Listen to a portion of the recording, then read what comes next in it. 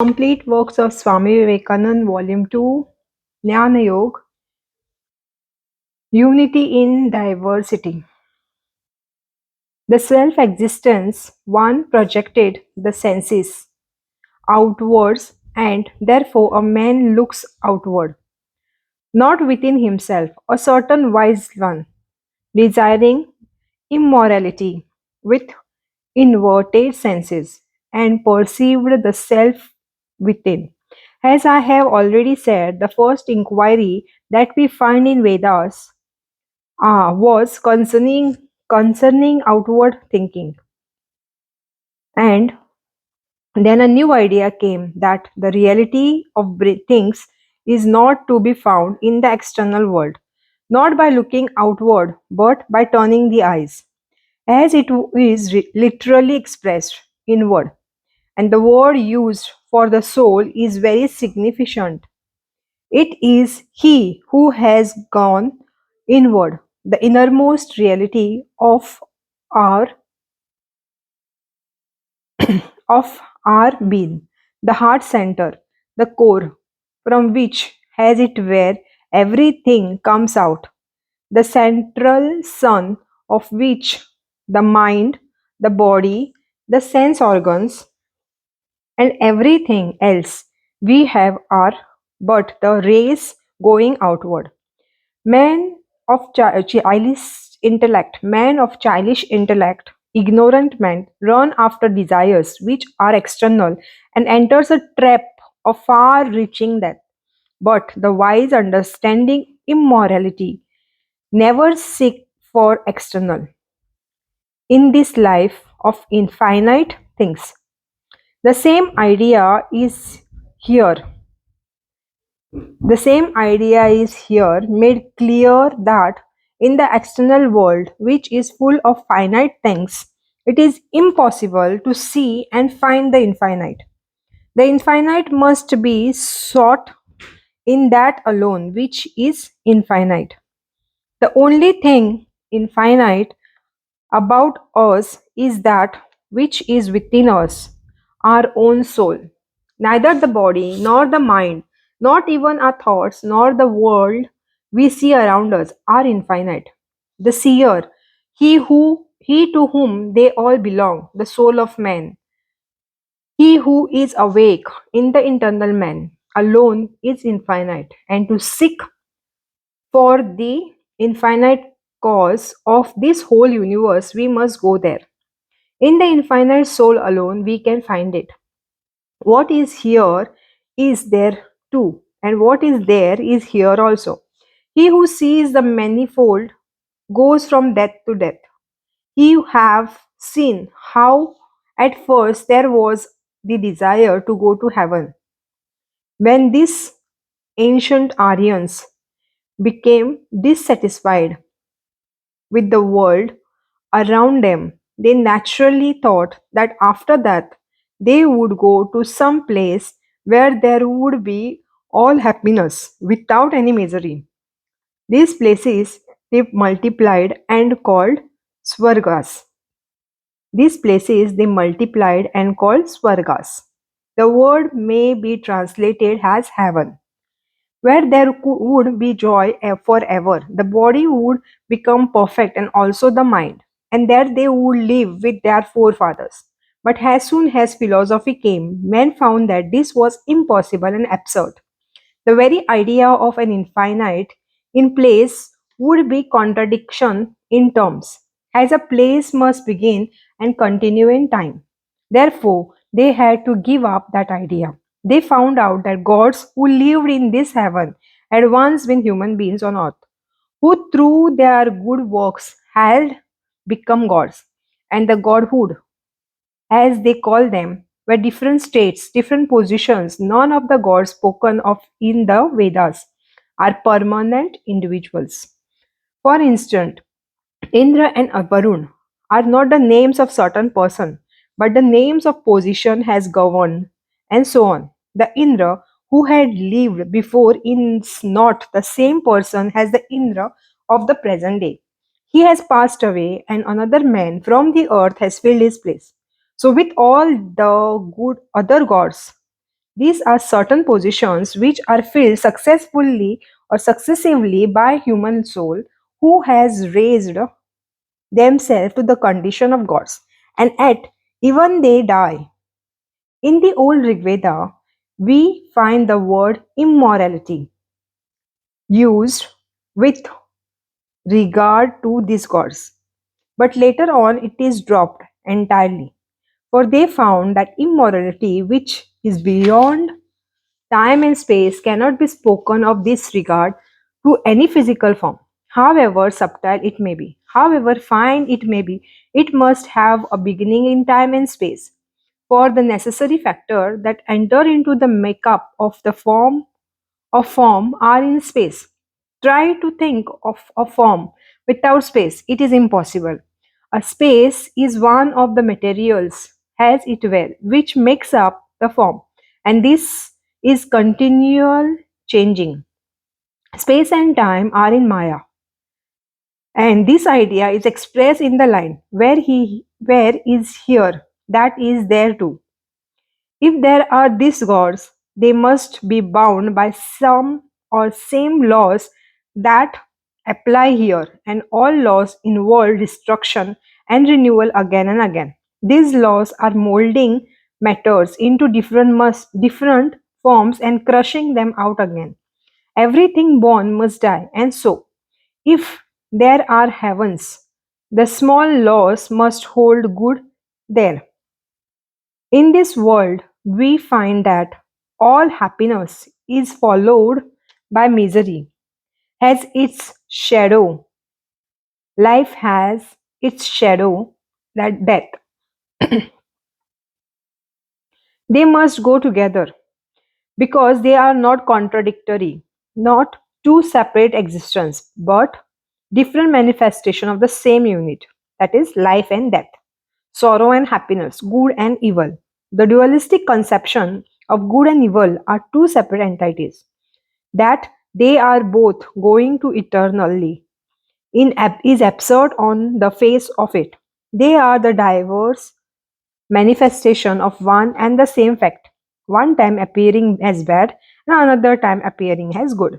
The difference does not exist in kind, but only in degree. They differ from each other in degree of intensity. We find has a fact that the same nerve system carry good and bad sensation alike, and when the nerves are injured, neither sensation comes to us.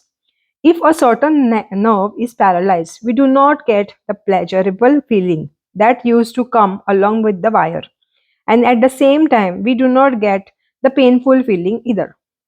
They are never two, but the same. Again, the same thing, the same phenomena will produce pleasure in one and pain in another. The eating of meat produces pleasure to the man, but pain to the animal which is eaten. There has been there has never been anything which gives pleasure to all alike.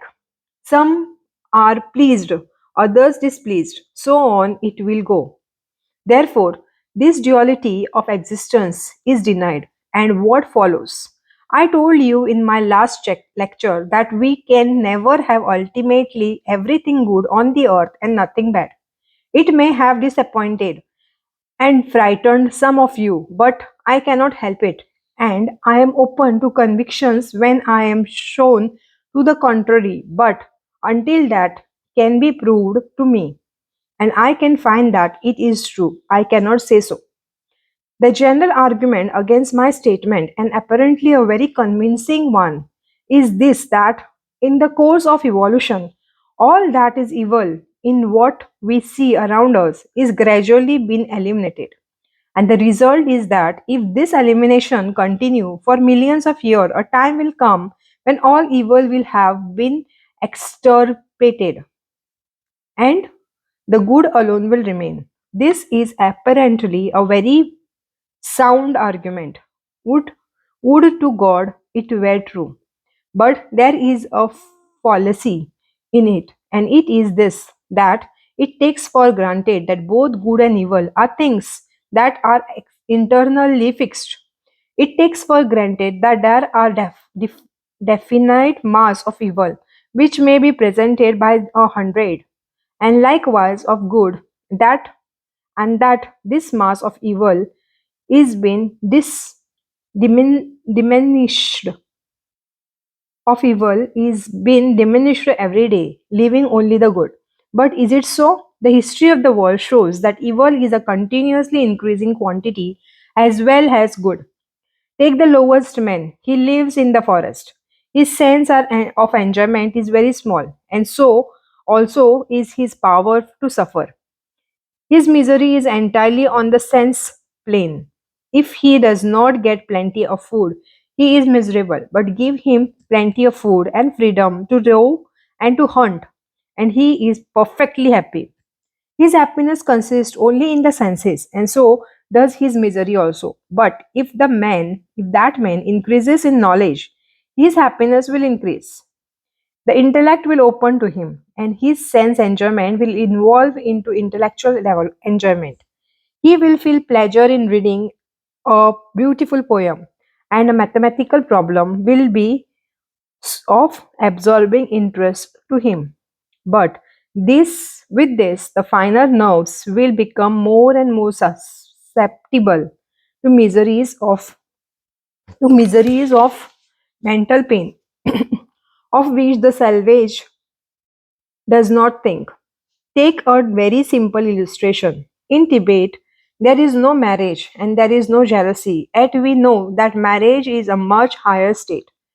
The Tibetans have not known the wonderful enjoyment, the blessing of chastity, the happiness of having a chaste, virtuous wife or a chaste, virtuous husband. These people cannot feel that. And similarly, they do not feel the intense jealousy of the chaste wife or husband, or the misery caused by unfaithfulness of either side, with all the heart burning and sorrows which believers in the chastity experience. On one side, the latter gain happiness, but on the other, they suffer misery too. Take our country. Take your country, which is the richest in the world and which is more luxurious than any other, and see how intense is the misery. How many people are more lunatic you have. How many more? How many more lunatics you have? Compare with the other races. Only because the desire are so keen. A man must keep up a higher standard of living, and the amount of money he spends in 1 year would be a fortune to a man in India.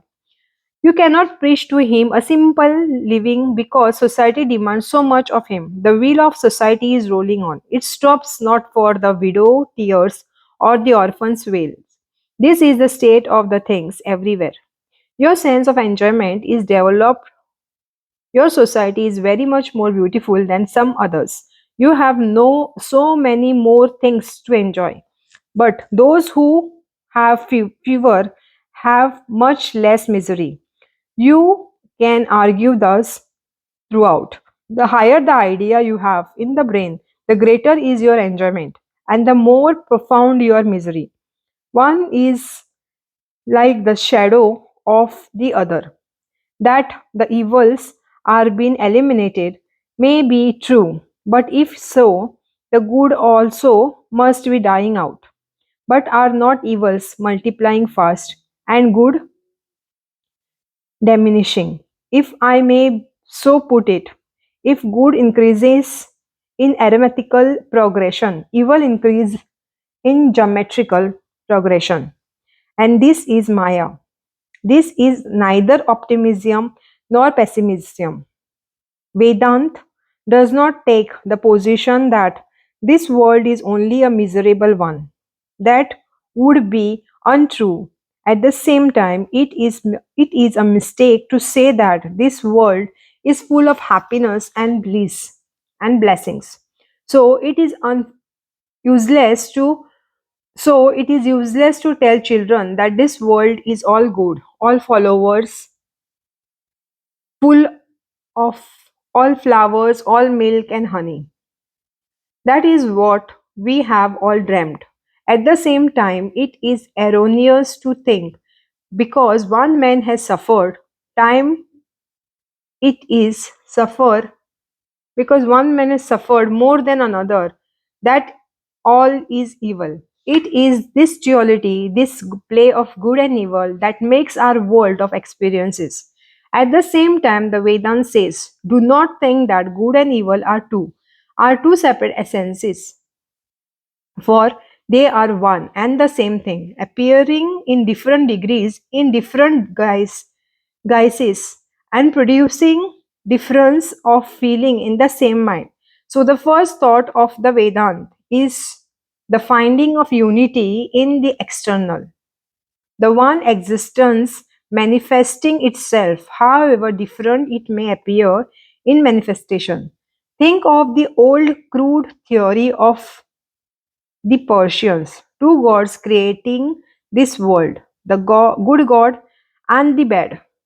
Good God doing everything that is good, and bad God doing everything that is bad. On the very face of it, and you see the absurdity. For if it's be carried out, every law of nature must have two parts, one of which is manipulated by one God, and then he goes away, and the other God manipulates the other part. The difficulty comes that both are working in the same world, and these two gods keep themselves in harmony by injuring one portion and doing good to other. This is the crusade case or crude case. Of course, the crudest way of expressing the duality of existence. But take the more advanced, the more absurd theory that this world is partly good and partly bad. This is also this also is absurd, arguing from the same standpoint. It is the law of unity that gives us our food, and it is the same law that kills many through accidents and misadvantage. We find then that this world is neither optimistic nor pessimistic. It is a mixture of both, and as we go on, we shall find that the whole blame is taken away from nature and put upon our own shoulders. At the same time, the Vedantas show that the way out, but not by denying of evil, because it analyzes boldly the fact as it is and does not seek to conceal anything. It is not hopeless, it is not agnostic. It finds out a remedy, but it wants to place the remedy on adamantine foundations, not by shutting the child's mouth and blinding its eyes with something which is untrue and which the child will find out in few days.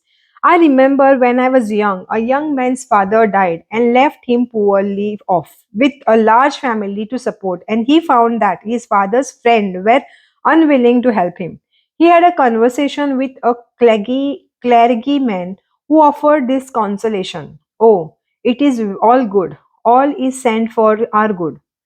That is the old method of trying to put pieces of good leaf on an old sore. It is the confession. It is a confession of weakness of absurdity. The young man went away, and 6 months later, the son was born to the clerkman, and he gave a thanksgiving party to which the young man was invited. The clerkman prayed, "Thank God for his mercies." And the young man stood up and said, "Stop, this is all misery." The clerkman asked, "Why?" "Because when my father died, you said it was good, though apparently evil. So now this is apparently good, but really evil. Is this the way to cure the misery of the world? Be good and have mercy on those who suffer. Do not try to patch up.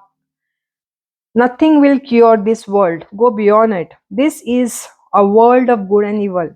Wherever there is good, evil follows. But beyond and behind all this manifestation, all this contradiction, the Vedanta finds out the unity. It says, give up what is evil and give up what is good. What remains then? Behind good and evil stands something which is yours, the real you, beyond every evil and beyond every good too. And it is that which is manifesting itself as good and bad.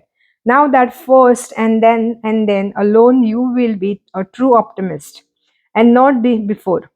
For then you will be able to control everything, control this manifestation, and you will be at liberty to manifest the real you. First, he mastered of yourself. First, be master of yourself. Stand up and be free. Go beyond the pale of these laws.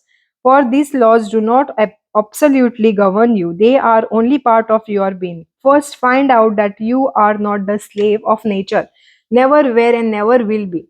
That this nature, infinite as you may think it is only finite, a drop in the ocean, and your soul is the ocean. You are beyond the stars, suns, and the moon.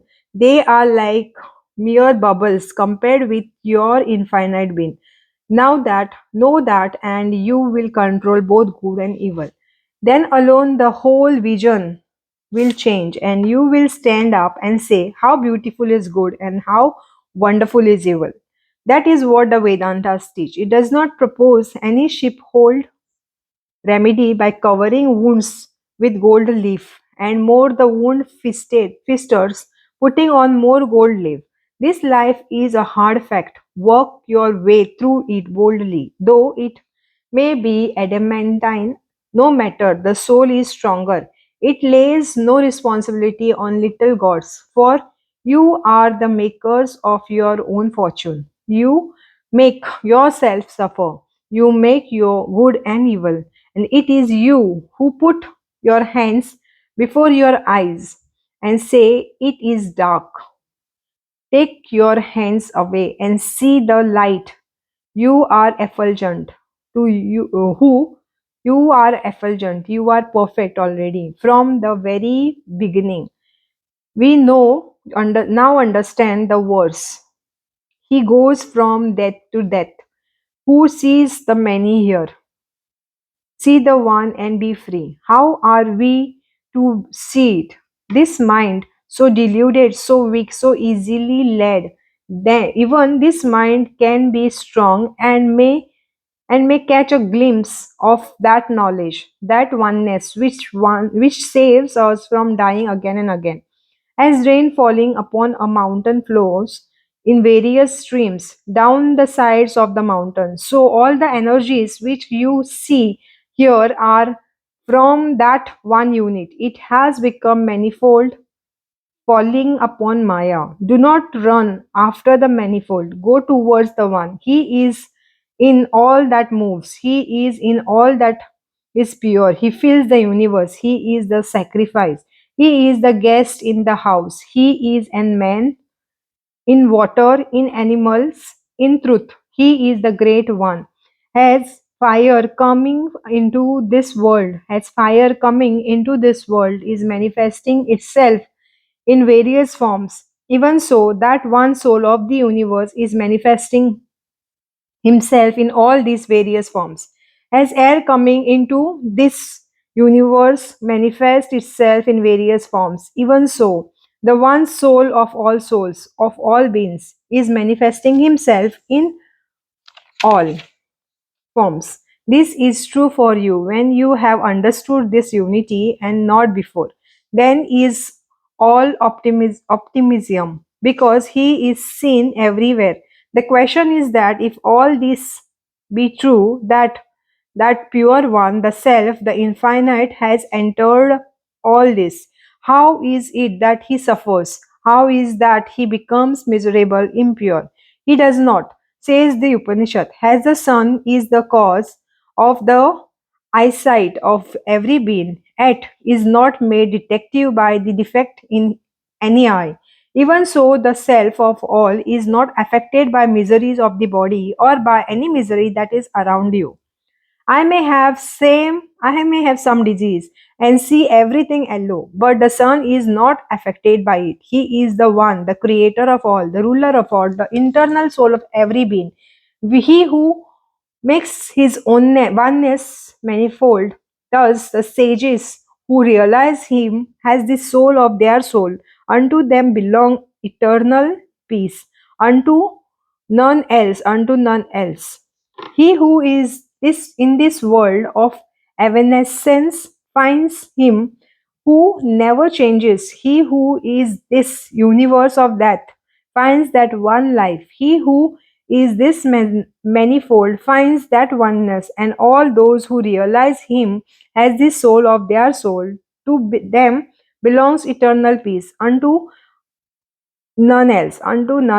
Where to find him in the external world? Where to find him in the sun, the moon, and the stars? There the sun cannot illumine, nor the moon, nor the star. The flash of lightning cannot illumine the place. What to speak of this moral fire, of this mortal fire? He shining, everything else shining. It is high, it is his light that they have borrowed, and he is shining through them. Here is another beautiful simile. Those of you who have been to India and have seen how the banyan tree comes from one root and spread itself far around will understand this. He is that banyan tree. He is the root of all, and has branched out until he has become this universe, and however far he extends, every one of these trunks and branches is connected.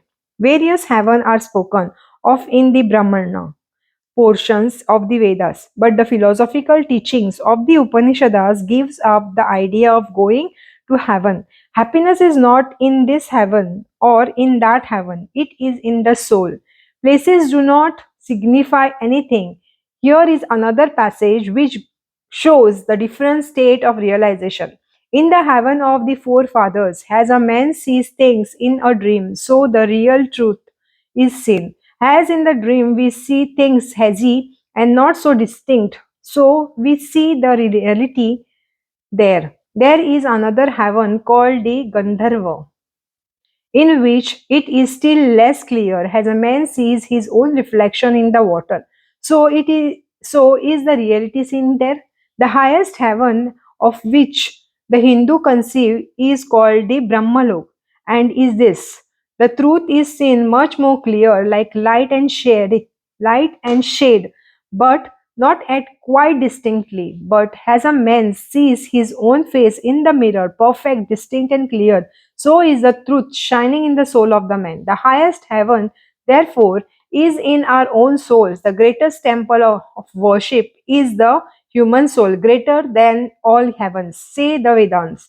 For in no heaven and if anywhere we can understand the reality or as distinctly and clearly as in this life, in our own soul. Changing places does not help much. I thought while I was in India that the cave would give me clearer vision, and I found it was not so. Then I thought the forest would do so. Then Varanasi. But the same difficulty existed everywhere because we make our own worlds. If I am evil, the whole world is evil to me. That is what the Upanishad says. And the same things applies to all worlds. If I die and go to heaven, I should find the same. For until I am pure, it is no use going to caves or forest or to Varanasi or to heaven. And if I have poisoned my mirror, it does not matter where I live, I get the reality just as it is. So it is useless running hitter or thinner and spending energy in vain, which should be spent only in polishing the mirror. The same idea is expressed again. None sees him, none sees his form with the eyes. It is the mind, in the pure mind, that he is seen, and this immorality is gained. Those who were at the summer lecture on Raja Yoga will be interested to know that what was taught then was a different kind of yoga. The yoga which we are now considering consists chiefly in controlling the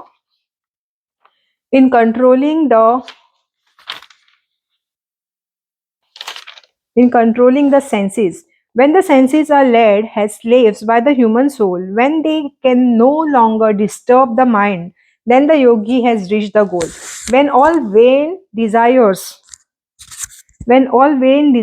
of the heart has been given up, when this very moral becomes immoral, then we become one with God. Even here, when all the knots of heart are cut asunder. Then the moral or mortal becomes immortal. And then he enjoys Brahman here, here on this earth, now nowhere else. A few words ought to be said here. You will generally hear that this Vedanta, this philosophy, and the Eastern system look only in something beyond. Let go the enjoyment and struggle of this life. This idea is entirely wrong. It is only ignorant people who do not know anything of the Eastern thoughts and never had brain enough to understand anything of its real teaching that tells you so. On the contrary, we read in our scriptures that our philosophers do not want to go to other worlds but appreciate them as places where people weep and laugh for a little while only and then die. As long as we are weak, we shall have to go through these experiences. But whenever whatever is true is here, and that is the human soul, and this also is insisted upon that by committing suicide we cannot escape the inevitable, we cannot evade it, but the right path is hard to find.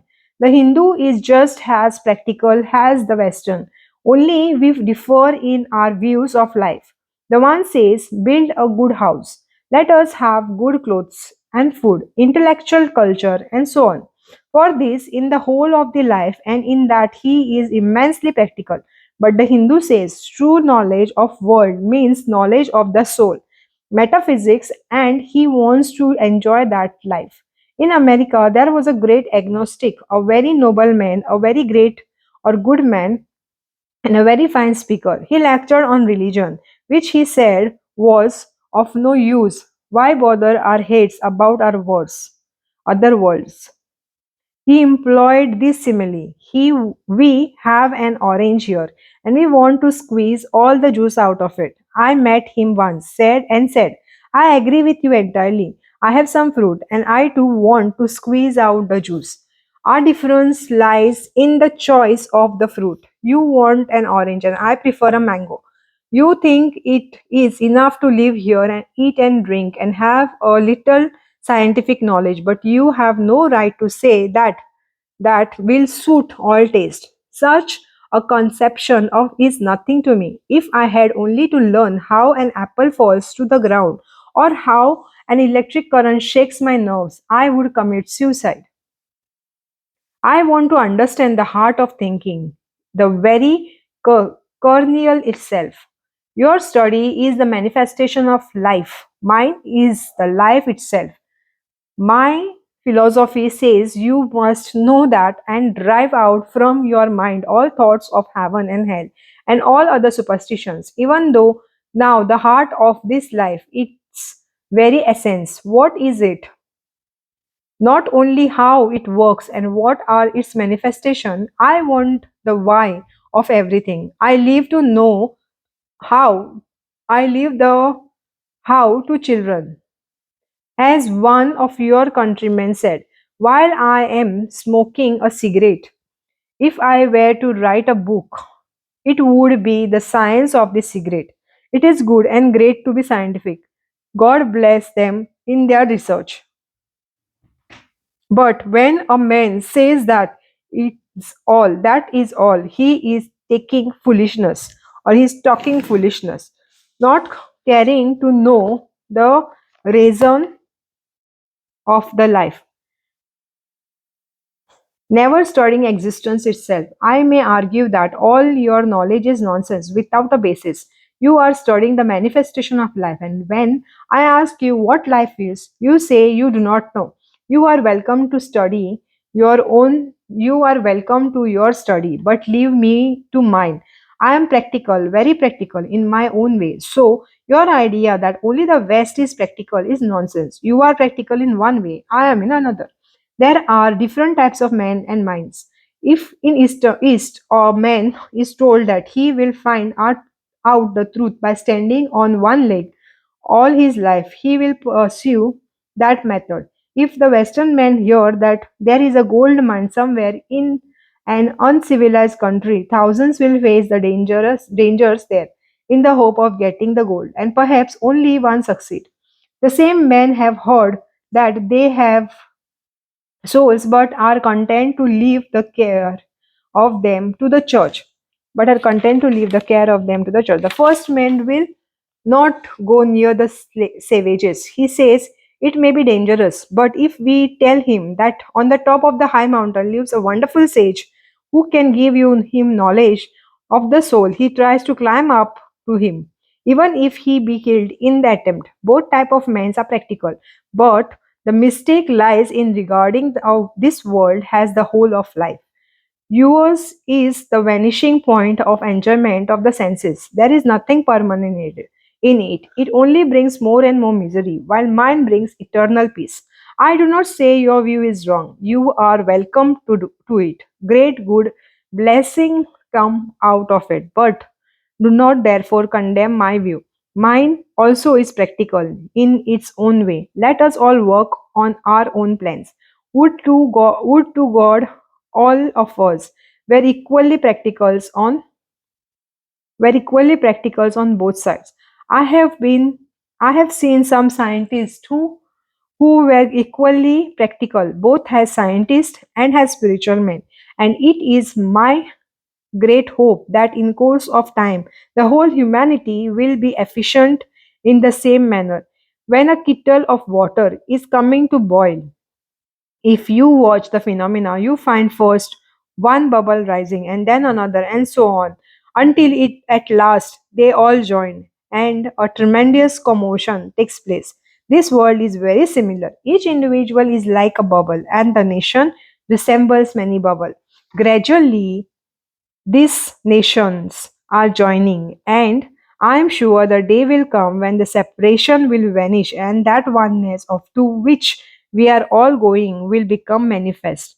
A time must come when every man will be as intensely practical in the scientific world as in the spiritual, and then the one that oneness or the harmony of oneness will pervade the whole world. The whole of mankind will become Jivan Muktas, Jivan Muktas, free wits living. We are all struggling towards that one end through our jealousy and hatred, through our love and cooperation. A tremendous stream is flowing towards the ocean, carrying us all along with it. And through these straws, though like straws, and though like straws and scraps of paper we may at times float aimlessly about. In the long run we are sure to join the ocean of life and bliss. A tremendous stream is flowing towards the ocean, carrying us all along with it. And though like straws and scraps of paper we may at times float aimlessly about, in the long run we are sure to join the ocean of life and bliss.